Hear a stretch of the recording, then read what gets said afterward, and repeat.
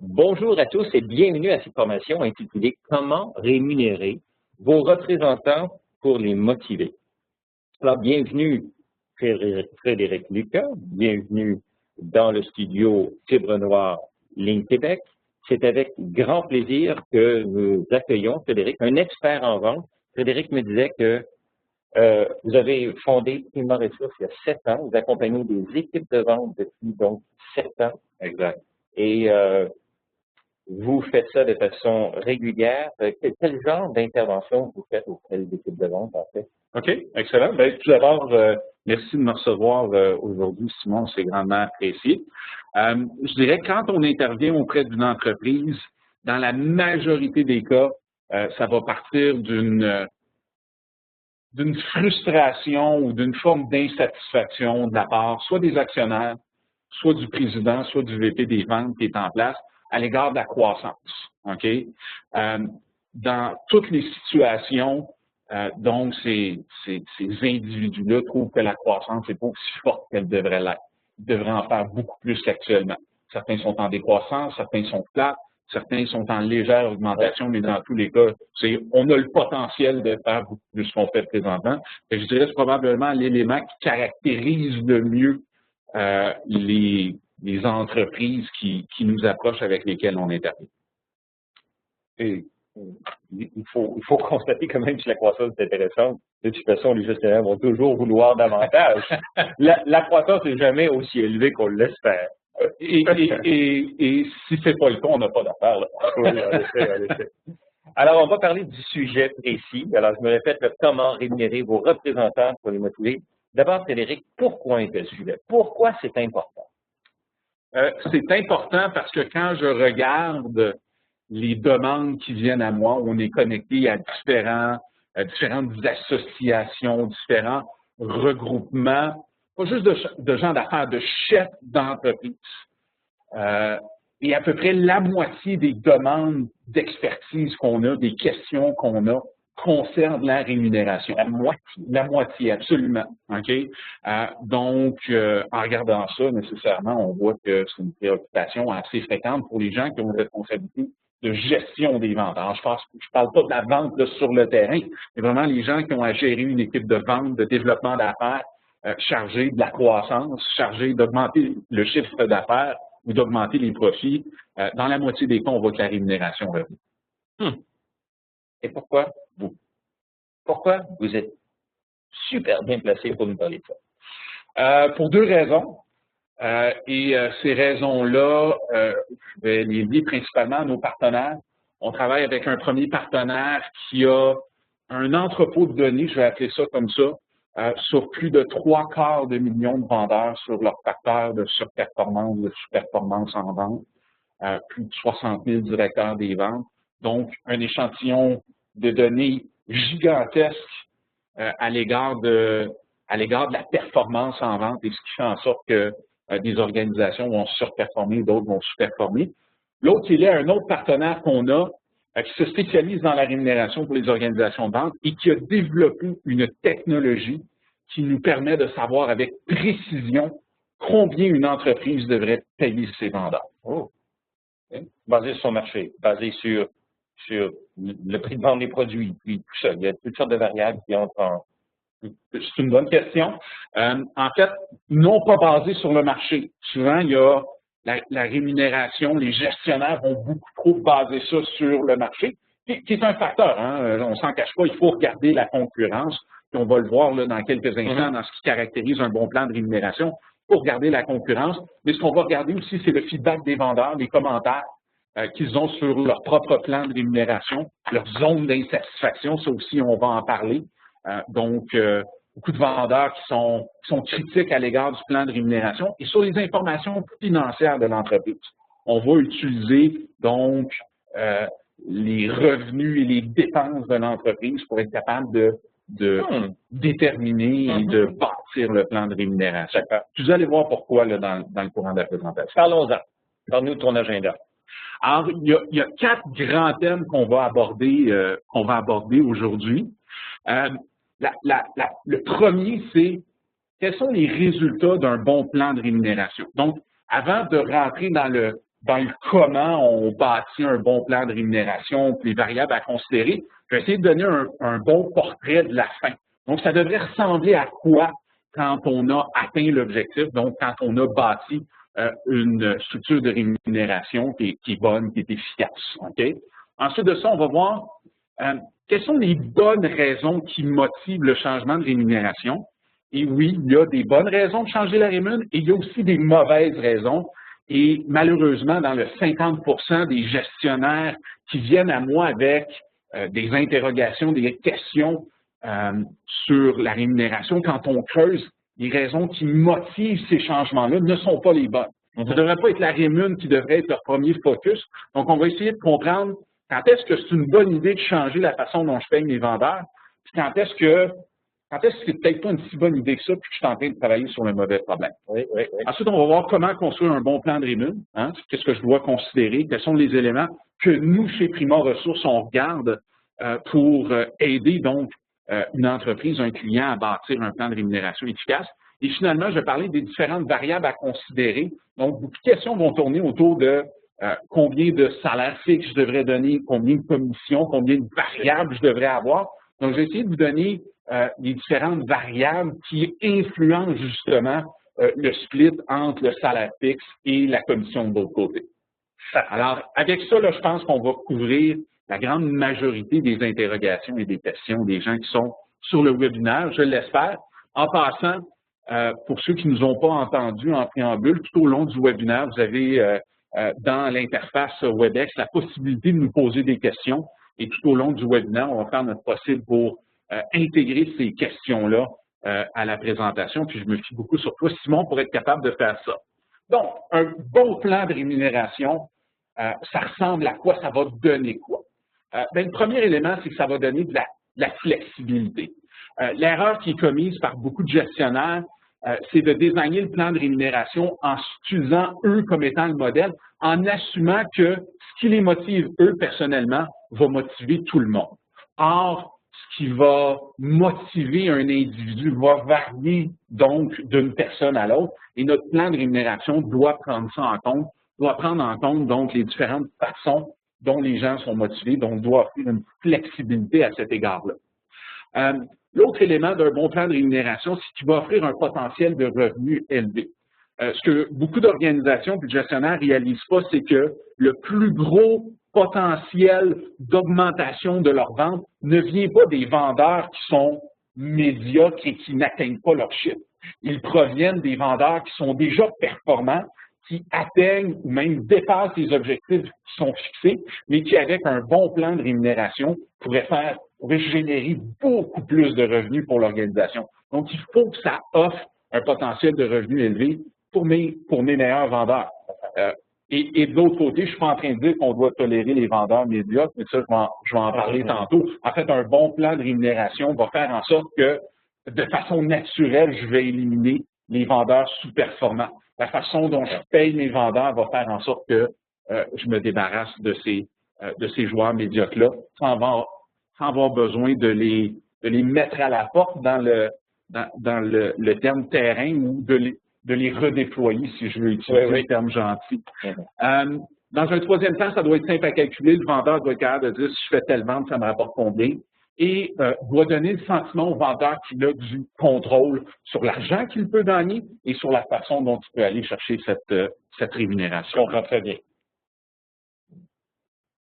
Naturellement, puis on va passer à la prochaine diapositive. Il n'y a pas juste une clientèle à satisfaire. Un bon plan de rémunération va satisfaire les vendeurs, mais va aussi être positive, va également satisfaire l'entreprise. Et l'entreprise va être satisfaite si la force de vente est satisfaite. Hein?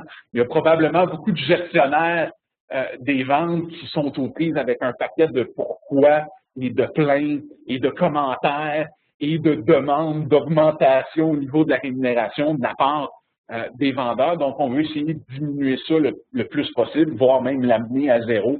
Donc, si on est capable d'enlever cette insatisfaction de la part de la force de vente, un, ça libère du temps pour le gestionnaire pour se concentrer sur les choses importantes. Puis deux, on augmente le niveau de motivation des vendeurs au sein de l'équipe. S'ils sont satisfaits de la façon qu'ils sont payés nécessairement, ça va favoriser l'effort et la motivation qu'ils vont déployer. Un bon plan de rémunération, et ça, on n'en parle pas suffisamment, va assurer le profit aux actionnaires, va protéger ce profit-là aux actionnaires, va faire en sorte que selon et peu importe le revenu généré par un vendeur, ils ne se trouveront pas dans une situation où ils vont être en perte. Donc, dans la façon dont on va payer les vendeurs, on veut toujours s'assurer qu'on est capable de signer le chèque qu'on a à signer aux actionnaires de l'entreprise. Ça va permettre d'augmenter les parts de marché et de donner donc aussi plus de contrôle à l'entreprise sur sa croissance et sur sa capacité à prédire sa croissance et les revenus qu'elle peut générer. Donc ça, c'est du côté de l'entreprise qu'un bon plan de rémunération devrait être capable de faire.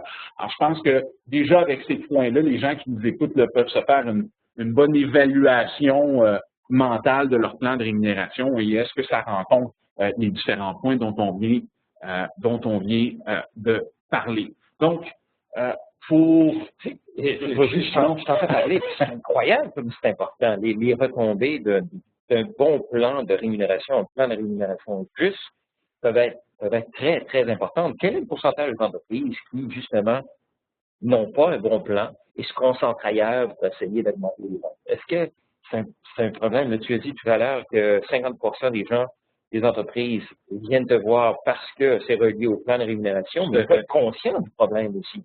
Tout à fait. Écoute, j'ai pas de statistiques exactes là-dessus, quoi, ce serait intéressant d'en avoir, fait que je vais en prendre note.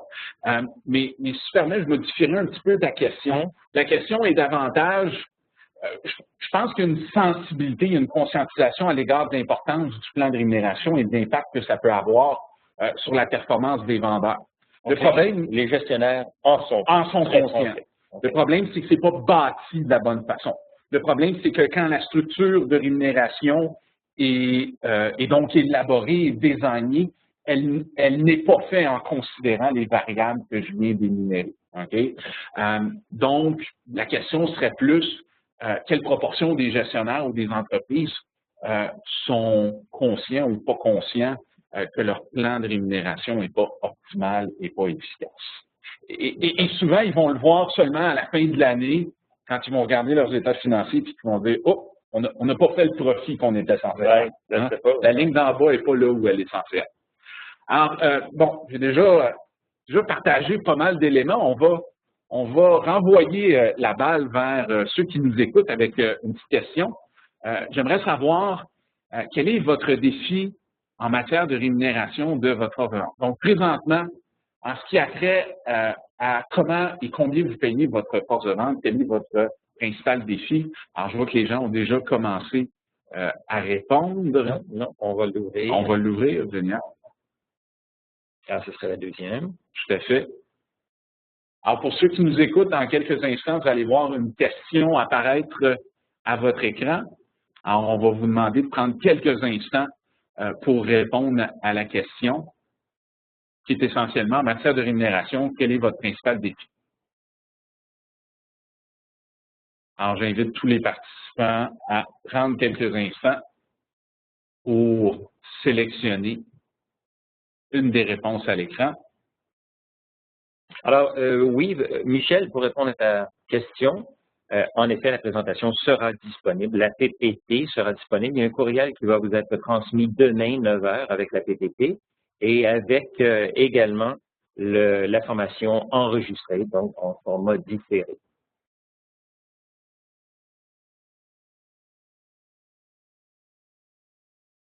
On revient au sondage, on va regarder ça.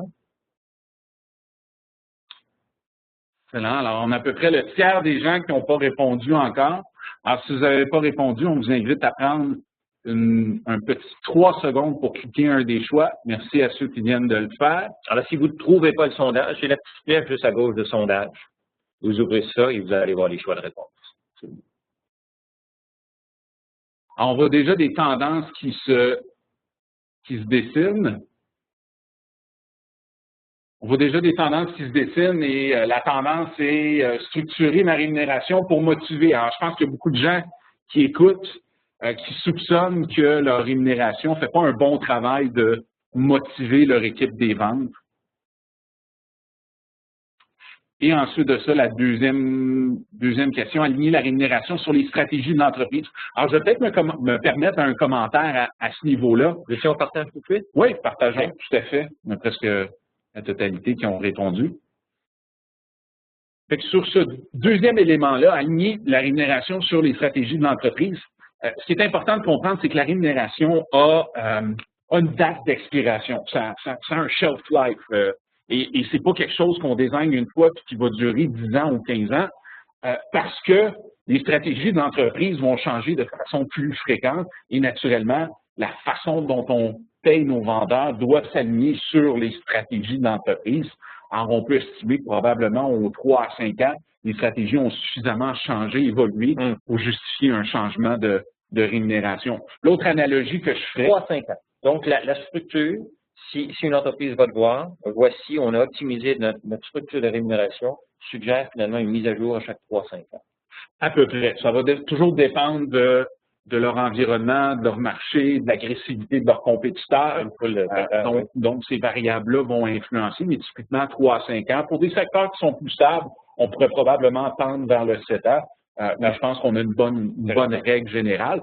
L'autre élément aussi à considérer, l'analogie que je ferais, c'est la rémunération, c'est un peu pour ceux qui ont déjà suivi des entraînements au gym, là. Hein, on va s'entraîner pendant quelques mois avec le même programme. Là, à un moment donné, on plafonne. Hein?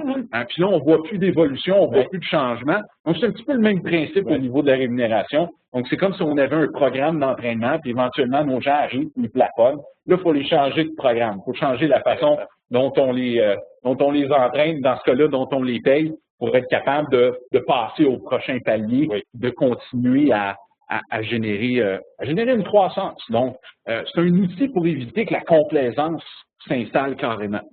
C'est un autre problème assez fréquent. Pour maintenir la motivation. Exactement. Oui, je comprends très bien. On passe à l'autre page? Absolument. Allons-y. Alors, pourquoi voulez-vous changer la rémunération? J'en ai parlé, Simon, un petit peu d'entrée. La raison pour laquelle vous changez la rémunération est très, très, très importante. Si je parle par expérience, OK, notre sondage là, donnait cette raison-là en deuxième ou en troisième rang, mais la raison principale que j'entends de la part des chefs d'entreprise qui fait en sorte qu'ils veulent changer la rémunération, c'est parce qu'ils trouvent que leurs vendeurs sont pas assez proactifs, ils sont trop en mode réactif, ils attendent que le téléphone sonne, ils font pas assez de prospection ou ils ne concluent pas suffisamment de nouvelles business. Alors, si on convient d'alimenter le pipeline avec conclusion des ventes, là, on aurait probablement la raison numéro 1 qui correspond à ce que j'observe sur le terrain. Donc, la raison numéro 1, c'est pas assez de nouvelles business, pas assez de nouveaux comptes, pas assez de prospection, de nouvelles clientèles. Or, quand on regarde ça et quand je me mets à creuser un petit peu plus, on s'aperçoit que la rémunération aurait que peu d'influence sur ce problème-là. Et que même si on approchait les vendeurs et qu'on leur offrait l'opportunité, les gens qui nous écoutent peuvent faire l'analyse, peuvent faire le test, peuvent se poser cette question-là, et qu'on offrait à vos vendeurs actuellement 100 000 $ de plus sur leur rémunération pour qu'ils soient plus proactifs, qu'ils fassent plus de développement de nouvelles clientèles. La question étant, est-ce qu'ils en feraient plus? Et dans la majeure partie des cas, la réponse est non. J'offrirais demain matin 100 000 $ de plus à mes vendeurs pour qu'ils soient plus proactifs. Ils n'en feraient pas plus de développement de nouvelles clientèles, ce qui indique bien que ce n'est pas un problème de rémunération. Alors, quand on regarde, quand on plonge dans l'analyse de ce qui drive, de ce qui motive les gens, puis je vais souvent entendre des expressions comme ce qui fait en sorte qu'un vendeur a faim, qui va chasser, qui va avoir le couteau entre les dents, je l'entends aussi celle-là. On regarde 3 éléments vraiment. Okay? Le premier, c'est le désir de réussir en vente. Pour revenir en arrière, donc c'est le désir de réussir en vente. Le désir de réussir en vente, c'est est-ce que mon vendeur veut être le meilleur, veut être le numéro 1, veut gagner. C'est un peu cette même esprit de compétition-là qu'on recherche. Donc, le désir va vraiment être drivé par ce que je viens de décrire. Donc, on parle vraiment d'un désir de réussir en vente. Le désir se fait au recrutement. Tu ne peux pas développer le désir. Tu as tout à fait raison. Ce qui fait en sorte que dans beaucoup d'organisations, c'est pas un problème de rémunération quand on a un problème de désir, mais plus un problème de recrutement. On va en parler tantôt. Okay? Le deuxième élément, c'est l'engagement à réussir. L'engagement, c'est quoi? C'est est-ce que le vendeur est prêt à faire tout ce qui doit être fait pour réussir dans son rôle de vente. OK? Et là, je ne parle pas d'engagement envers votre entreprise, je ne parle pas de loyauté envers l'entreprise, c'est souvent, ça porte confusion avec ce que je décris ici. On parle vraiment d'engagement du vendeur envers son propre succès au niveau des ventes. Et malheureusement, le désir et l'engagement, comme tu le mentionnes, sont peu influencés par des sources de motivation externes comme l'argent. Donc, voyez la rémunération comme une source de motivation externe. OK? Mais cette source de motivation externe n'aura pas d'impact sur les individus qui n'ont soit pas de désir, soit pas d'engagement. Donc, je peux jeter autant de possibilités d'argent que possible, je peux même en donner. Si le désir et l'engagement n'est pas là, il n'y aura pas de changement au niveau des comportements de proactivité que veulent observer les gestionnaires. Okay? Donc, c'est important de faire la distinction entre les deux et de bien comprendre d'où provient donc le problème de motivation. Est-ce que c'est vraiment lié à la façon dont les gens sont payés ou est-ce qu'on a un problème plus profond au niveau des individus où il y a un manque de désir et d'engagement? Et ça, une évaluation de la force de vente peut nous permettre de déterminer le niveau de désir et d'engagement. Donc, c'est un exercice intéressant à faire avant de commencer à tout changer la rémunération, qui pourrait provoquer le départ de bons éléments à l'intérieur de notre organisation. Ou de moins bons. Ou de moins bons, ce qui pourrait être souhaitable, mais aussi de bons. D'accord. Frédéric, on va essayer de respecter le temps. Oui, je le sais que tu parles d'une façon très passionnée. Tu pourrais nous en parler pendant 3 heures. Et puis, c'est vraiment, vraiment intéressant. Cependant, on est rendu à... Absolument. Je ne sais pas quel pourcentage de la formation. Il est déjà midi. Absolument.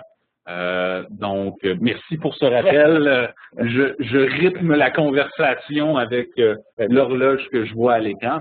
Donc, c'est quoi les défis si on veut désigner une bonne structure de rémunération? Bon, on veut faire en sorte qu'on n'a plus de critiques de la part des vendeurs. On ne veut pas récompenser les vendeurs médiocres. OK? Le grand problème des structures de rémunération, c'est que c'est quand même intéressant, c'est que c'est quand même payant, même pour les vendeurs qui ne font pas leur chiffre. Donc, on veut éliminer ça. Et d'autre côté, on veut s'assurer de pouvoir retenir nos vendeurs performants et d'offrir une rémunération qui va attirer les bons vendeurs de chez la concurrence. OK?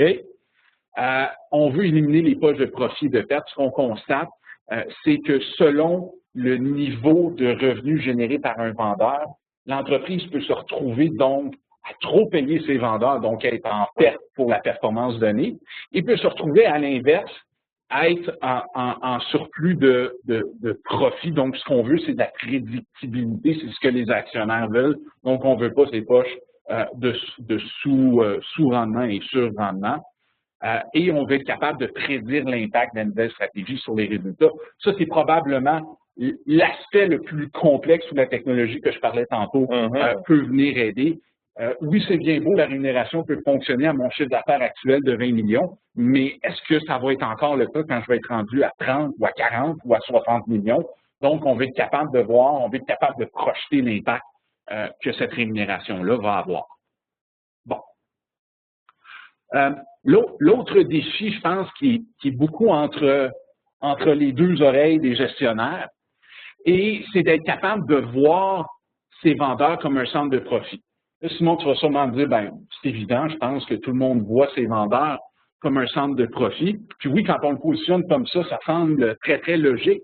Par contre, dans les faits, l'histoire est différente. Dans les faits, il y a énormément d'entreprises qui vont plafonner la rémunération de leurs vendeurs. OK? Et ça va souvent découler d'un malaise de la part des gestionnaires à l'égard du montant qu'un bon vendeur pourrait être capable de gagner. Et beaucoup de gestionnaires vont se dire, ben voyons, ça n'a pas de bon sens qu'un vendeur gagne un 300 000 dans mon organisation, dans mon entreprise. Donc, on va plafonner la rémunération. Oui. Or, si ce 300 000-là qui est mérité par le vendeur permet de générer de l'autre côté un revenu qui est profitable, il n'y a aucune raison de plafonner la rémunération. Et soit dit en passant, c'est la raison numéro 1 pourquoi les bons vendeurs quittent une entreprise, c'est parce que leur rémunération est plafonnée. Donc, si vous sentez qu'il y a des niveaux élevés de rémunération, c'est plus un coût ou c'est un plus grand risque pour votre entreprise et que vous êtes tenté de plafonner la rémunération, c'est probablement qu'il y a un problème dans le design de votre rémunération. Vous avez une mauvaise structure de rémunération parce qu'une bonne structure vous assurerait qu'à 300 000, 350 000, même plus, vous êtes capable de dégager un revenu qui est profitable pour l'entreprise et votre perception par rapport à vos vendeurs serait complètement différente. De la façon que je le vois, c'est une question de politique interne, c'est une question même d'ego, de dire que le patron gagne moins que le vendeur. Wow, non, ça n'a pas de bon sens. Mais je vois très bien le vendeur dire, oui, mais ailleurs, ils me permettent de gagner plus. Et je ne te le demande pas en augmentation de salaire, je vais travailler pour, je vais générer les ventes pour. Et il y a une distinction entre ça. Il y a une distinction à faire entre je veux plus d'argent pour ce que je fais et comment je fais pour gagner un 50 000 $ de plus ou un 100 000 $, de plus. Donc, c'est deux questions complètement différentes et il faut que les patrons, les gestionnaires soient capables de différencier les deux. Soient capables de différencier les deux. Donc, dans la façon de structurer la rémunération, la première chose que vous devez déterminer, c'est quoi le premier point d'équilibre? C'est quoi le montant minimum qu'un vendeur doit générer pour être capable de se rentabiliser? OK? Donc, quel est le montant à partir duquel mon vendeur ne me coûte rien, mais de l'autre côté, je pourrais dire qu'il ne me rapporte rien, donc on est au point d'équilibre.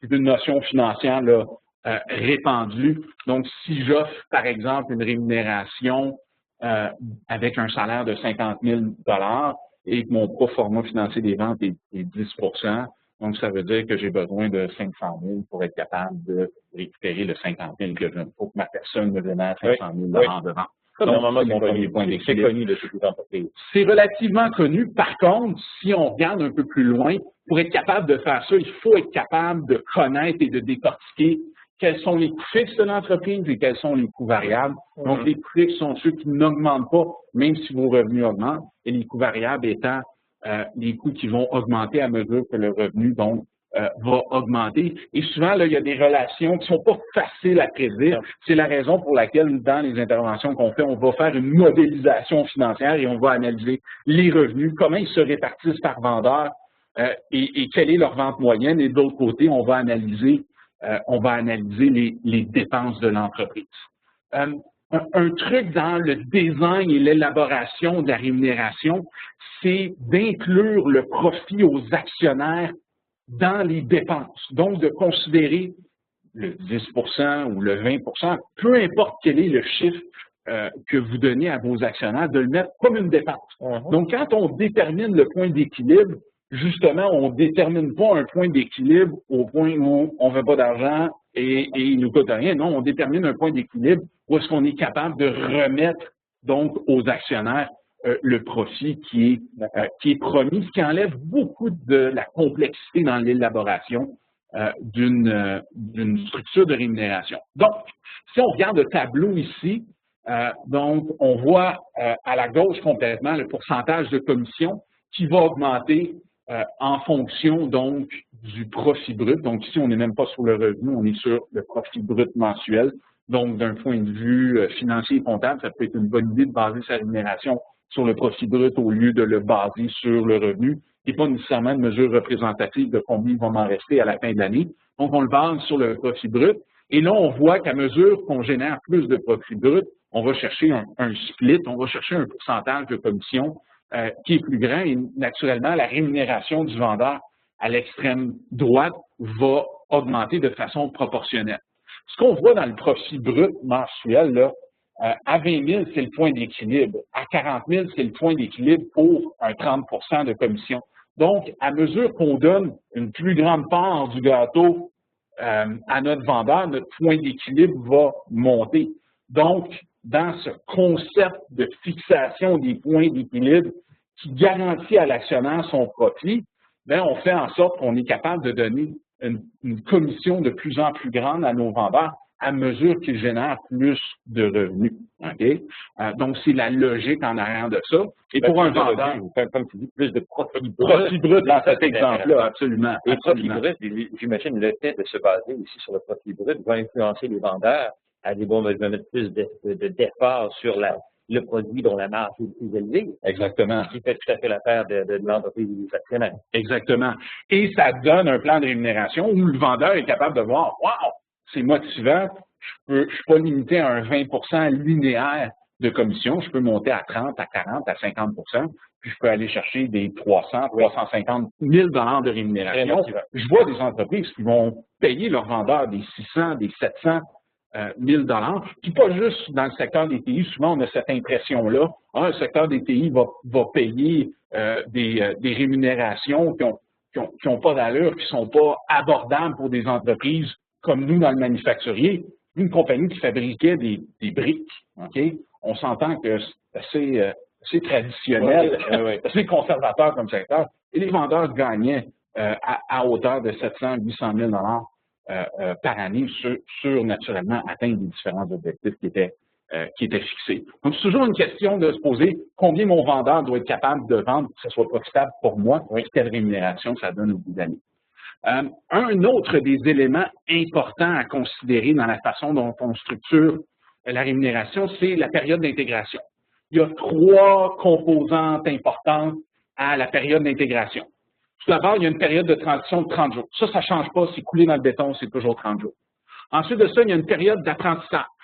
La période d'apprentissage, c'est quoi? C'est le temps que ça prend à un vendeur à avoir une conversation qui se tient debout avec un client potentiel. Pas en faire un technicien ou un ingénieur. Avoir une conversation qui est crédible aux yeux d'un client potentiel. Et à ça, on ajoute donc la durée du cycle de vente, qui est combien de temps ça me prend pour être capable de faire une vente. Donc, si on dit une période d'apprentissage, par exemple, de 3 mois, avec une durée de cycle de vente d'un autre 3 mois, on a 1 mois plus 3 plus 3, ça nous fait 7 mois. Là, je donne un exemple complètement fictif. Donc, la période d'intégration, c'est 7 mois. Ça veut donc dire que pour cette entreprise-là, ça prend 7 mois entre le moment où son vendeur est embauché et le moment où il arrive à pleine performance. Donc, le moment où il est rentable pour l'organisation. OK? Mais là, il faut comprendre, c'est pas pleine performance. C'est le moment finalement où il va déjà faire des ventes. Exactement. Pleine performance va venir probablement des années après, à moins qu'il vende des briques.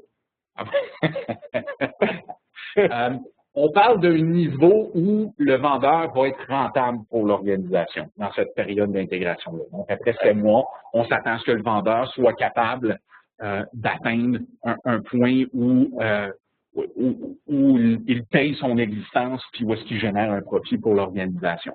Pourquoi ce chiffre-là est important? Parce que le 7 mois, c'est la période pendant laquelle l'entreprise va devoir financer le vendeur. Okay? La réalité, c'est que si j'offre un programme 100% commission, ou si j'offre un programme avec un petit salaire, les bons vendeurs ne viendront pas travailler chez nous s'ils gagnent déjà 80, 90, 100 000. Ils vont dire, moi, pendant 7 mois, j'ai des choses à payer. Donc, il va falloir là, garantir une espèce de rémunération. Certaines entreprises vont faire des avances sur commission, ce que je ne recommande pas nécessairement parce que si le vendeur ne fait pas ses chiffres, vous allez devoir le congédier puis vous ne les récupérerez pas, vos avances sur commission. Donc, vous devez financer. Voyez ça comme ça. Voyez ça comme un investissement que vous feriez dans un équipement pour le plancher de production pour les entreprises qui sont dans le secteur manufacturier. Donc, pendant 7 mois, je vais financer mon vendeur. Puis après, à partir du 8e mois, il va commencer à être profitable puis je vais pouvoir récupérer mon investissement.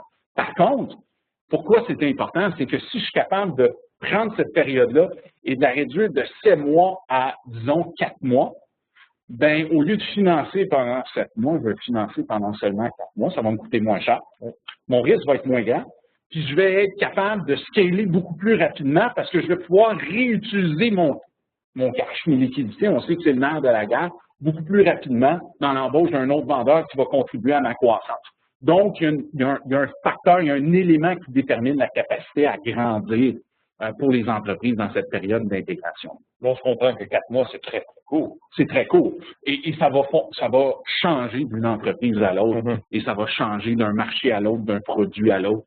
Donc, c'est pour ça que je le décortique en différents moments. OK. Maintenant, quand on regarde la rémunération, il y a 3 moments critiques. Alors, si on regarde le premier moment, Simon, c'est donc la période 1 qui est complètement à gauche. Donc, si tu cliques, on va voir période 1. Voilà. Donc, ça, c'est la période que je parlais pendant laquelle on finance notre vendeur. Et là, après ça, on va avoir la période 2, qui est le moment où tranquillement, le financement que je donne à mon vendeur va décliner. Il va être remplacé par le revenu de commission. Oui. Parce que là, mon vendeur va avoir rempli son pipeline pendant la période 1, va avoir appris mon marché, mon produit. Et là, tranquillement, je vais pouvoir réduire ce que je lui donne comme compensation. Et là, il va se mettre à conclure des opportunités. Et là, tranquillement, ça va remplacer ce que je suis en train de vous donner. Et la période 3, qui est la période de pleine performance, où mon vendeur a atteint sa vitesse de croisière et où il génère un revenu prédictif pour l'entreprise. Donc, bien important de séparer ces 3 éléments-là. Et oui, il y a le plan de rémunération finale, mais il y a comment on amène notre vendeur à ce plan-là, à cette vitesse-là, à ce niveau de profit brut ou de revenu ou de rémunération-là. Et ça se fait avec les 3 phases qui sont là. Il y a souvent cette impression-là de la part des entreprises que d'embaucher un vendeur, c'est un risque. Ce n'est pas l'embauche d'un vendeur qui est un risque. Ce qui est un risque, c'est l'embauche d'un vendeur sous-performant. Parce qu'on a vu qu'un vendeur performant va être profitable, va être rentable pour l'organisation. Donc, nécessairement, dans la façon dont je structure ma rémunération, je peux venir diminuer mon risque. OK? Dans mon processus de recrutement aussi, je peux réduire mon risque. Un processus de recrutement spécifique à la vente va me permettre de savoir si j'embauche un vendeur qui va être capable de réussir dans mon entreprise. Donc, je réduis la probabilité que j'embauche un vendeur que je vais financer et devoir congédier. La formation va aider durant la période d'intégration. La réduction de cette période d'intégration-là de 7 à 4 mois va également aider. De diminuer son point d'équilibre. Donc, si je suis capable de faire en sorte que mon vendeur devienne rentable à 300 000 au lieu de 500 000, bien naturellement, je diminue mon risque. Et ça se fait, entre autres, par la réduction des coûts fixes attribuables au vendeur. Et finalement, on peut racheter son risque. Donc, ça, c'est de prévoir une clause au niveau du contrat qui, dans le contexte où vous donnez un salaire au vendeur, permet de réduire le salaire du vendeur si jamais il n'atteint pas le point d'équilibre. Donc, disons, je donne 50 000, mon vendeur n'atteint jamais le 500 000 dans la période d'intégration prévue, bien, j'ai une clause qui me permet de ramener son salaire à 40 000 pour être capable de récupérer la profitabilité que je perds parce qu'il n'est pas assez performant. Donc, il y a des façons comme ça de diminuer son risque. Naturellement, à travers ça, il y a aussi, et j'en ai parlé au début, comment mon vendeur est motivé. Et dans la façon dont mon vendeur est motivé, ça va changer la façon dont je vais structurer ma rémunération. Les vendeurs qui sont motivés par l'argent de façon très extrinsèque vont préférer des plans où il y a une petite portion de salaire, on ne voit pas de salaire, il y a une grosse portion de commission. À l'inverse, les vendeurs qui sont plus motivés de façon intrinsèque, donc par la reconnaissance, par la réalisation, vont préférer un plan où ils ont une plus forte proportion de salaire avec une plus petite portion de variable. Donc, en sachant qu'on a le désir et l'engagement, ça ne change pas, c'est une condition sine qua non pour que notre rémunération soit efficace. Ce qui va motiver notre vendeur extrinsèque ou intrinsèque va avoir une influence. Et on a souvent l'impression que les vendeurs motivés par l'argent, par le cash, sont plus performants. Or, c'est un mythe, c'est complètement faux. Il y a seulement 44% des vendeurs qui sont motivés à faire plus d'argent. La balance est motivée de façon plus intrinsèque. Donc, question sondage que je voulais vous poser à ceux qui nous écoutent. Quelle structure de rémunération vous utilisez actuellement? Donc, je vais demander aux gens qui nous écoutent d'être rapides sur la réponse à cette question-là. On aimerait pouvoir vous partager les résultats rapidement et vous livrer les derniers éléments pertinents en lien avec la structure de rémunération. Donc, quelle est la structure que vous utilisez actuellement? Êtes-vous en 100% commission, 100% salaire? Es-tu surpris? Salaire majoritairement? Un peu, par la différence, effectivement. Oui. Je savais ou j'anticipais que ça allait sortir de façon importante, mais j'attendais pas un gap aussi important avec les autres options. On va partager avec vous les résultats sous peu, mais ce que Frédéric dit, c'est que la réponse C est de loin la plus populaire. Partageons. 1, 2, 3. Alors, portion salaire majoritaire. Et donc, j'imagine que ça change beaucoup d'une industrie, d'une entreprise à une autre. Tu n'as pas un conseil plus que... Je n'ai pas un conseil parce que ça se base effectivement sur les informations financières de l'entreprise. Je sais que les plans 100% commission sont fortement non populaires et je dirais la raison pour laquelle les plans 100% commission sont devenus impopulaires, c'est que les entreprises offraient un tout petit salaire avec beaucoup de possibilités de commission. Ils n'appliquaient pas la règle du financement que je parlais tantôt. Ils ne finançaient pas de façon décente ou pendant suffisamment longtemps leurs représentants pour qu'ils puissent justement générer un revenu qui a du bon sens. Donc, ces plans-là ont diminué en popularité pour être remplacés par des plans où il y a une portion salaire majoritairement. Donc, on le voit là, dans les statistiques qui sont montrées à l'écran.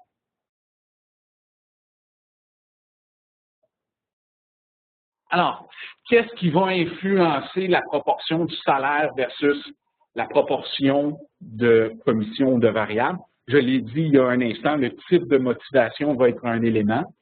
L'autre élément, ça va être la gestion de compte versus le hunting, la chasse pure. Donc, dans un contexte où je fais de la gestion de compte existant, la portion du salaire va être plus forte. Alors, peut-être qu'on a des entreprises qui ont beaucoup de gestionnaires de compte. Alors, c'est pour ça qu'on a cette statistique-là. Dans un contexte où on veut du développement d'affaires pur, on va aller avec une portion variable qui est plus forte. Donc, ça va être un autre facteur qui va influencer la façon dont je vais balancer mon fixe de mon variable. Si on passe au prochain slide, l'autre élément qui va également influencer l'équilibre entre le fixe et le variable, c'est la durée du cycle de vente. Donc, si je suis dans ce qu'on appelle un one call close, donc un cycle de vente extrêmement court, de 30 jours ou moins, je vais avoir une portion variable qui va être beaucoup plus grande et une plus petite portion fixe. Et dans des durées de cycle de vente plus longues, je vais avoir tendance à favoriser donc un salaire plus élevé avec une portion de commission plus faible. Donc, ça va être un autre facteur à prendre en considération. Si vous embauchez un vendeur pour développer un nouveau territoire ou développer un nouveau produit que votre entreprise n'a pas lancé encore, une fois de plus, je vais favoriser un salaire qui est plus élevé parce qu'on n'a pas de prédictibilité sur quelle commission le vendeur peut aller chercher. Donc, portion de salaire plus élevée dans ces contextes-là. Donc, ça, ce sera les variables. En conclusion à tout ça, je pense que de chercher un plan de rémunération qui va satisfaire tout le monde, c'est un peu un mirage. Les meilleurs plans de rémunération vont prévoir des options qui vont prendre en considération toutes les variables que j'ai énoncées tout au long du webinaire, tout en garantissant de l'autre côté la profitabilité aux actionnaires. C'est dans le choix que les vendeurs y trouveront leur bonheur et que les entreprises également. Alors, ce serait ça sur quoi j'aimerais laisser nos auditeurs, les gens qui ont participé au webinaire aujourd'hui, et d'être capables donc de considérer plusieurs plans, plusieurs options au niveau de leur structure de rémunération. Donc, à l'intérieur, à même une même équipe de vente, je pourrais avoir des structures bien différentes. D'un vendeur à l'autre, oui. OK? Et le meilleur exemple de la faisabilité de ça, c'est au niveau des plans d'assurance. Dans les dernières années, on voit des entreprises qui donnent à leurs employés le choix entre 2, 3, 4 plans d'assurance différents. Et là, pour l'année, les employés vont choisir le plan d'assurance qui leur convient le mieux. C'est le même principe en début d'année. On donne le choix entre quelques plans de rémunération à nos vendeurs et on leur dit, pour l'année, vous choisissez le plan qui leur convient. En fonction de leur personnalité, en fonction du marché, du produit qu'ils offrent, ils vont choisir celui qui est à leur avantage. Tout à fait. Où ils sont rendus aussi dans leur carrière, dans leur situation financière également. qui leur permet peut-être de prendre plus de risques ou moins de risques. On sait que ça va varier énormément. Intéressant. Finalement, on est ouvert aux questions. Oui. Il est 1h moins 5. Alors, on avait dit 12h45. Alors, on a juste 6 minutes de retard, ce qui est très bien, Frédéric. Merci beaucoup pour tous ces détails. On a une question ici de Guillaume. Est-ce que ces éléments, ces principes s'appliquent aussi aux partenaires, pigistes, revendeurs peut-être distributeurs ou peut-être agents manufacturiers avec lesquels de plus en plus d'entreprises travaillent? Question pertinente aujourd'hui. Absolument. Alors, on fait ce même exercice-là avec des structures de revendeurs, de partenaires, de distributeurs extrêmement applicables. On parle de vendeurs, on parle de gens qui vont donc créer des revenus pour l'entreprise. Alors, c'est vrai, effectivement, de plus en plus, on le voit. Et oui, la réponse est on participe, on travaille avec nos clients là, sur cet aspect-là. Et peut-être, Simon, en attendant que tu regardes les questions, je suis probablement conscient que pour nos participants, là, j'ai partagé dans les 50 minutes qu'on a passé ensemble énormément d'informations. Le webinaire va être disponible en différé. Alors, si vous voulez être capable de réécouter le webinaire en partie plus digeste, pouvoir l'arrêter, recommencer, c'est définitivement quelque chose que les participants pourront faire. Puis on rendra aussi post-webinaire des outils pour les participants. Donc, surveillez les courriels que vous recevrez dans les 24 à 48 prochaines heures. Vous aurez là, certains outils là, qui vous permettront d'assimiler un peu mieux là, toute l'information que j'ai partagée là, dans les 50 dernières minutes. Ah oui, parle-nous de la grille, je pense. Les gens vont recevoir une grille qui vont leur permettre de faire quoi exactement? Qui va leur permettre de mieux conceptualiser la structure de rémunération à partir de leurs revenus, de leur profit brut et de ce que ça peut donner comme rémunération totale à l'autre bout. Naturellement, ça ne sera pas un plein exercice avec une analyse financière, avec un feedback des vendeurs, qui est le processus qu'on suit, et ça va permettre de donner des idées sur comment c'est possible de modéliser un plan de rémunération avec des options. Donc, la grille va prévoir 3 options possibles, puis vous allez voir, il y a déjà des chiffres qui vont être entrés, donc les gens vont pouvoir avoir un exemple de ce à quoi ça peut ressembler. Et un exemple, j'imagine, assez typique de ce que tu vois. Tout à fait. Si on voulait généraliser, je ne sais pas si c'est une bonne question, mais il y a tellement de variables, puis la personne qui désire avoir une question, une réponse rapide, est-ce qu'il y a une façon de généraliser, de dire ce qui fonctionne bien parmi les clients, ben, voici un peu le ratio commission versus salaire. Ouais. Tu sais, finalement, une règle de pouce, là. Ouais. La règle de pouce que je pourrais te donner, c'est dans l'élaboration du point d'équilibre que j'ai parlé tantôt. Okay? D'essayer de déterminer combien je devrais payer les vendeurs. C'est quoi un bon quota de vente ou un bon objectif de vente? Est-ce que mon objectif est réaliste ou pas? Il y a le réalisme de l'objectif. Je peux bien donner que mon vendeur va faire 3 millions en vente. Si c'est pas atteignable, on passe à côté. Et une bonne règle du pouce, c'est de regarder la performance historique de vos meilleurs vendeurs. Vos meilleurs vendeurs ont généré combien? Donc, si par exemple, vos meilleurs vendeurs ont généré environ 2 millions pour l'entreprise, bien, je vais m'attendre à ce qu'un nouveau vendeur performant, que tout ce qu'il faut là, pour faire partie des meilleurs, et ça devrait être l'objectif quand on recrute un vendeur, je vais prendre ce 2 millions-là, je vais prendre 80% de ça. Donc, la règle, c'est de prendre 80% du chiffre atteint par mes meilleurs vendeurs. Donc, dans ce contexte-là, dans cet exemple-là, 1,6 million. Donc, je m'attendrais à ce qu'un vendeur, au bout de sa période d'intégration-là, au bout du 7 mois qu'on donnait tantôt dans l'exemple, qui peut être différent là, pour vous, je m'attendrais à ce que, sur une base mensuelle, mon vendeur soit en mesure de générer l'équivalent mensuel pour qu'à la fin de 12 mois, ça donne 1,6 million. Donc, ça, c'est une bonne règle du pouce. Là, il y en a qui vont me dire, oui, mais je n'ai pas de vendeur chez nous. C'est moi le vendeur. Alors, si c'est vous, l'entrepreneur, le chef fondateur de l'entreprise, une façon de faire ça, c'est de regarder le propre revenu que vous générez. Donc, si, par exemple, en nouvelle vente, vous générez justement 2 millions par année, bien, ce serait réaliste de s'attendre à ce qu'un bon vendeur puisse générer 1,6 en mois. Oui. Alors, ça répond tout à fait à la question, là, mais en termes de règles du pouce, c'est ce que j'aurais à partager avec nos auditeurs. Laisse-moi en lire quelques-unes. Alors, est-ce que tu es en mesure de les lire également? La question de Jean-Pierre, est-ce qu'il faut faire affaire avec un avocat en ce qui concerne la rédaction de contrat? La réponse, là, c'est absolument oui. Et je vais vous dire pourquoi.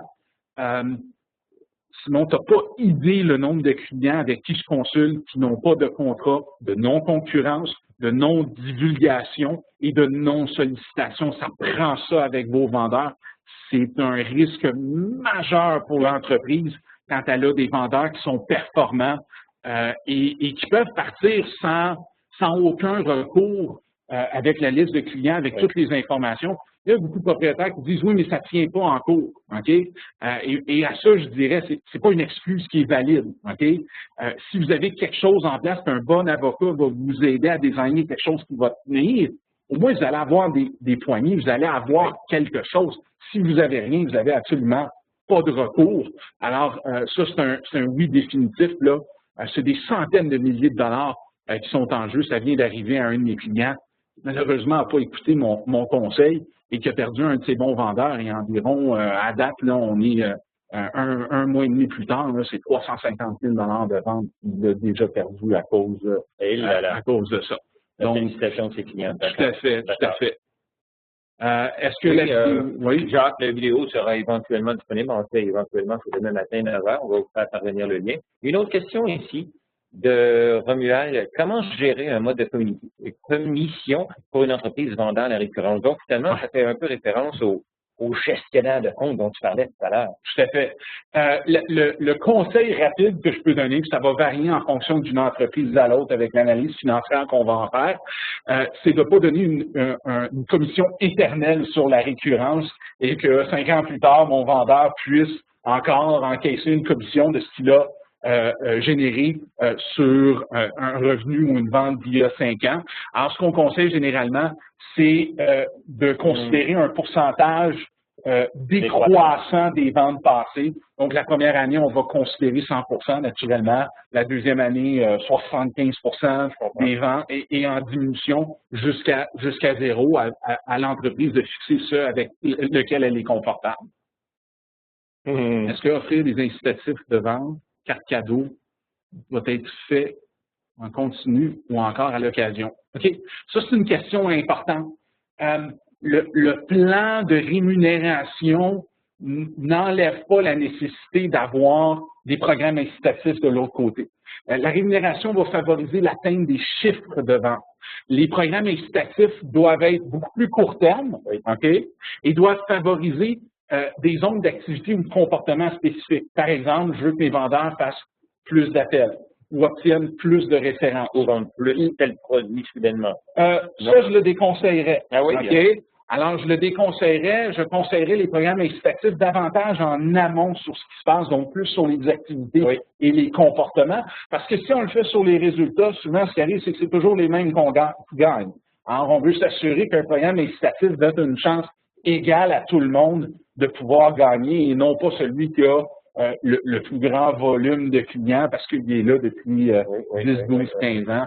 Donc, les programmes incitatifs fonctionnent en parallèle avec le programme de rémunération, mais doivent être faits sur les activités et les comportements. On pourrait faire un webinaire juste là-dessus, Simon. Écoute, à t'entendre parler, on pourrait parler de vente et de rémunération pendant des heures et des heures. Alors, c'est ce qui conclut l'information. J'espère qu'elle vous a bien plu. Comme j'ai dit précédemment, vous allez recevoir l'enregistrement, un lien demain matin à 9h. Alors, un lien menant à l'enregistrement et puis à la PPT également.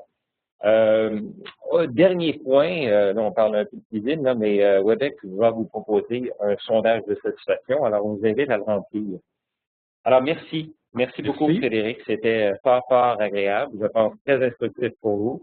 Et puis au plaisir de se revoir pour une autre formation. Et en guise de conclusion, si tu permets, pour les gens qui veulent plus d'informations encore sur les programmes incitatifs, ils peuvent visiter mon blog, primaressources.com/blog, et ils vont y trouver un paquet d'articles sur les programmes incitatifs, etc. Donc, tu as déjà consulté, donc on a plus de 250 articles. Donc, à mentionner avant de se quitter. Merci encore une fois pour l'invitation. Et je te relaisse conclure maintenant. Le mot de la fin. Le mot de la fin, exactement. Alors, merci à tous et puis possiblement qu'on va se revoir cette semaine parce que